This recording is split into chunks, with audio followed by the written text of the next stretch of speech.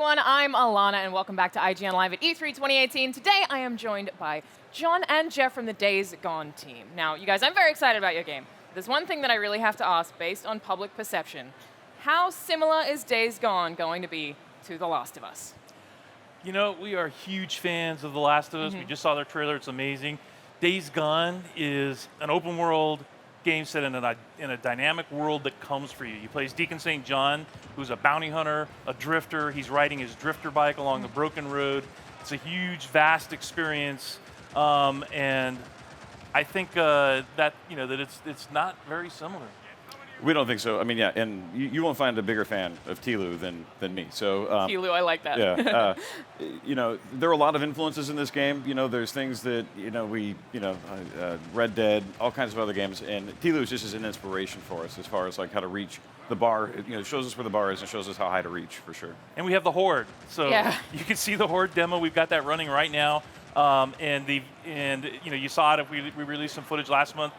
Man, it's made such huge strides in just a short amount of time. So this is the pre-alpha footage is what we released before. Now it's running at locked 30 frames a second. We got our final lighting in. It is cool to see all the zombies almost look uniquely animated when you see them charging after you too. Like I can't see a lot of repetition in animations there. Yeah, this is 250 NPCs coming at the player at once. That's terrifying. The best metaphor I can use is it's a tidal wave. Yeah. It's just crashing into the terrain, coming after the player, and it's just trying to go around obstacles and over and through it, and it just doesn't stop coming. And it's our coolest feature, no doubt. And it's definitely one of the ways we show off the dynamic nature of the world, because how you fight the Horde is completely up to you. Yeah. You can craft explosives and explodables, or you can bring in huge magazines of ammunition. You can craft crossbow bolts that explode, and you can use the environment to your advantage. It just depends on how you want to play it. Yeah, once you bring everything into this space, when you're playing through it, you're running forward and you're constantly scanning ahead. You're like, okay, well, there's something over there that looks like I could probably explode it. I could place a detonator on it. I can maybe I could slip through this crack in a shipping container, try to get some extra distance. You're just constantly scanning, and it's an adrenaline rush, even for us as we still play it today. It's thrilling. I know you guys have been saying that you kind of want players to feel like they're never really safe. There's always a threat there. Is it going to be really difficult? Challenging is what we're going for. The perfect amount of challenge. Okay. For sure. How do you balance that perfect amount of challenge? Well, I like to think that the players, they do have a lot of ways they can choose to approach any situation on a small level or on a big level. It depends on how much they want to invest in their character and how much they want to level them up and choose particular skills that suit their playstyle. How much they want to level up his attributes to be so he can run faster or further, so he can stay in focus mode for longer, so he has more health.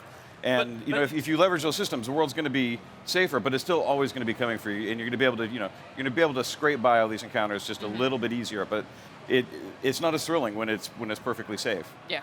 And it's dangerous all the time. So we have survivor encampments where it's actually safe. You can level up there. You can purchase ammo and bike parts depending on your trust level that you've earned.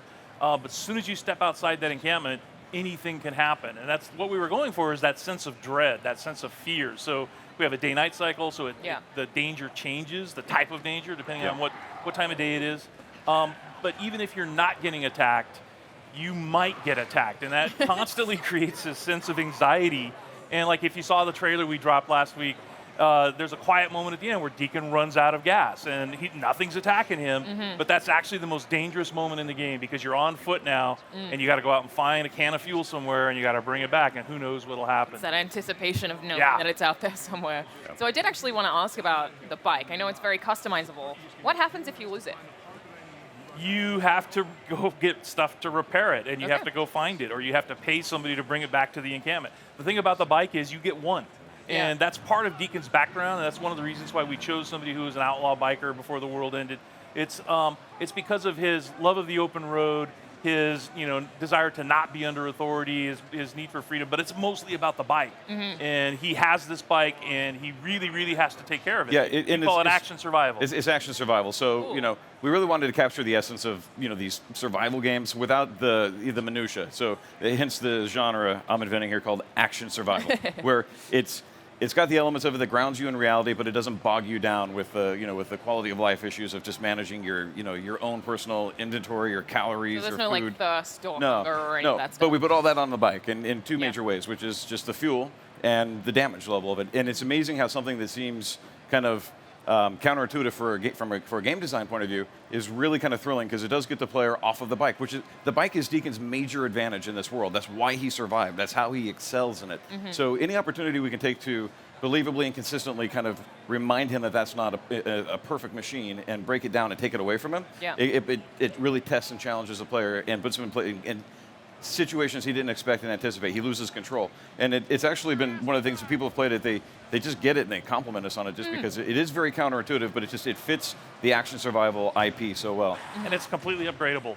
Yeah. So you have like 20 different part systems, from the fuel tank to the engine to the chassis, and all of that is basically up to you. It's like how do you want to ride the bike? It's got a drifting mechanic that allows you to turn really tight corners.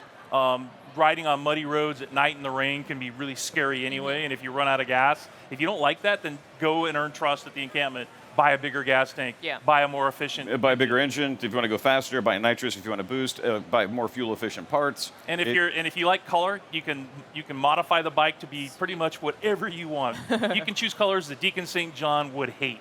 Just make it bright pink for him. Totally going to do that. So I did want to ask about, this is one of the only open world biking games that I can think of. Did you guys have to design the open world with making traversal fun in mind?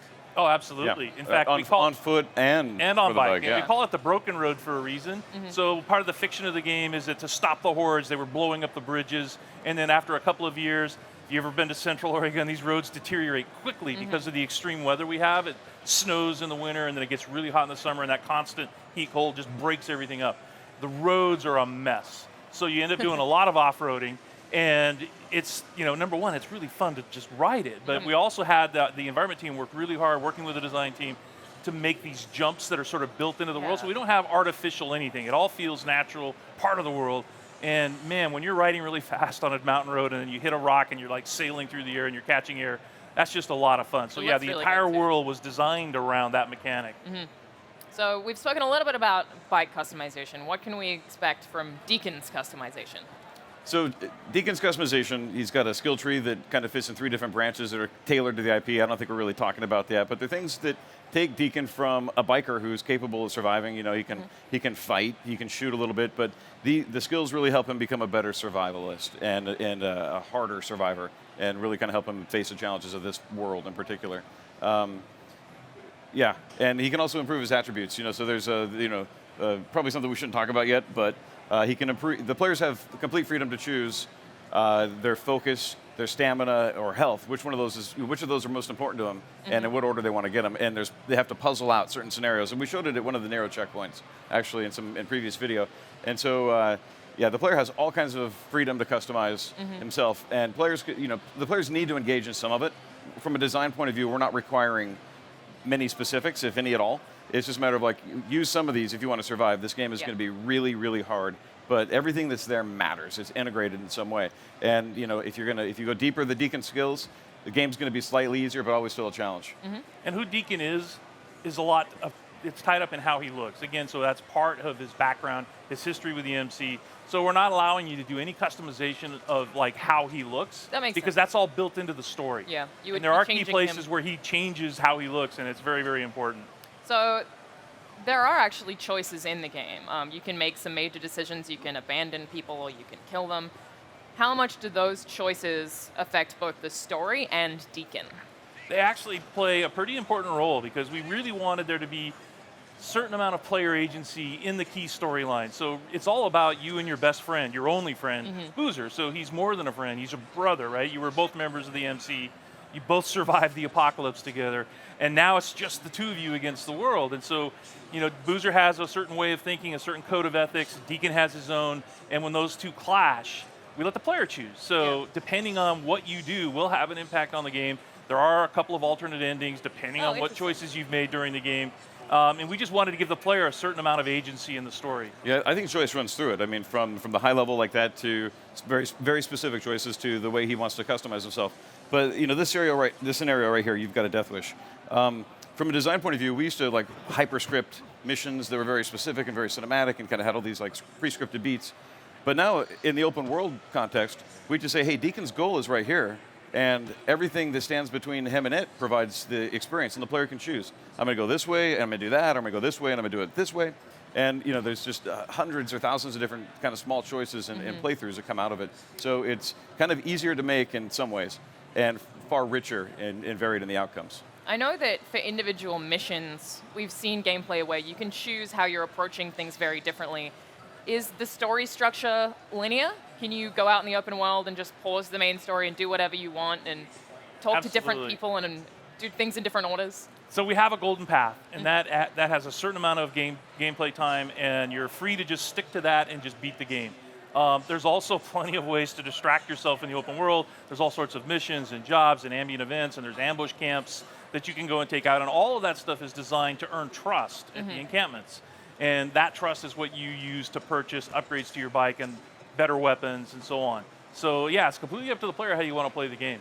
I've even likened it kind of, from what I can tell, it's more like Far Cry than The Last of Us, and it's just a lot of open world chaotic fun, but there's crazy zombies everywhere as well. Yeah, we like to think of it more like Days Gone.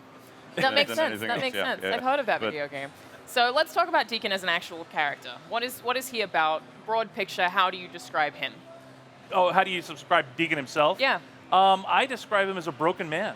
So if you've seen the first trailer we did, you see that he's lost someone. Everybody's lost someone, and that's the thing. And that's kind of one of the things we wanted to explore, is it's a human story about a man, a specific man. So this is a kind of protagonist that I haven't seen in video games. He's got kind of an iffy past, but he's a human like everybody else. And how is he going to deal with losing everything? And so we follow his story as he interacts with other people throughout the world. He goes on an epic journey in Days Gone.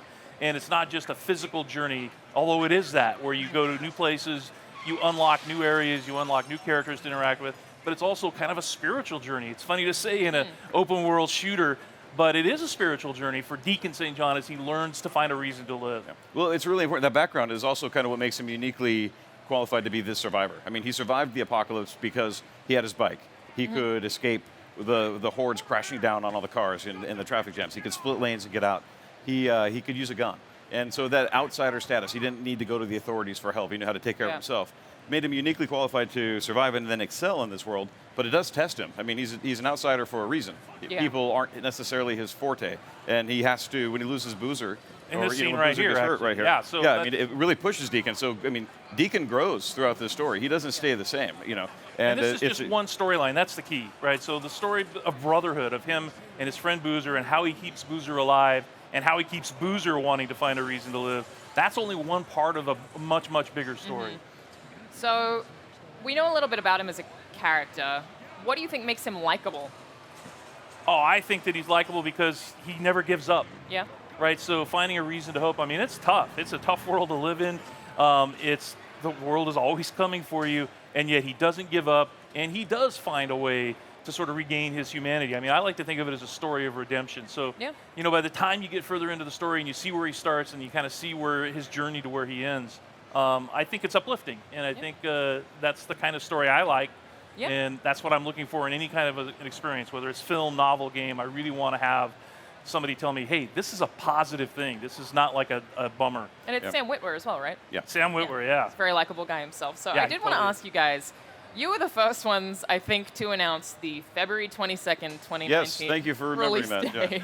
Yeah. How weird has that been, seeing all these other games get that same date? Hey, most of our games, I mean, in the 20 plus years we've been releasing games, we kind of consider this our quarter. This is, we're typically February and March, except for maybe one title. So yeah, we were there first. We were there first. I want to remind everybody of that. I imagine it's pretty strange, but last question, what are you guys most excited about? What's your favorite thing about the game?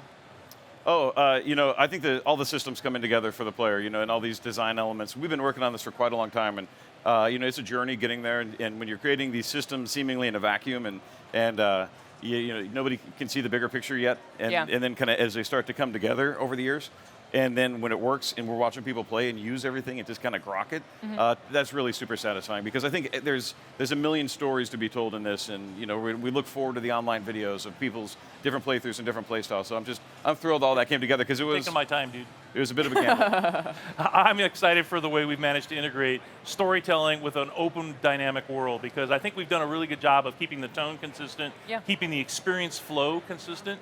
You never feel like, oh, okay, I just dropped out of the golden path and now I'm doing something really weird and obnoxious. It's all one thing, and that's something that I have not seen in this type of a game before. So I imagine I'm it's hard to excited do by in an open that. world game too. So thank you guys so much for joining us. Of course, the game is out February 22nd. Thanks for having us. Really hoping I can play it on the show floor and hopefully give you all my impressions. So stay tuned to IGN Live at E3 2018 for more video games.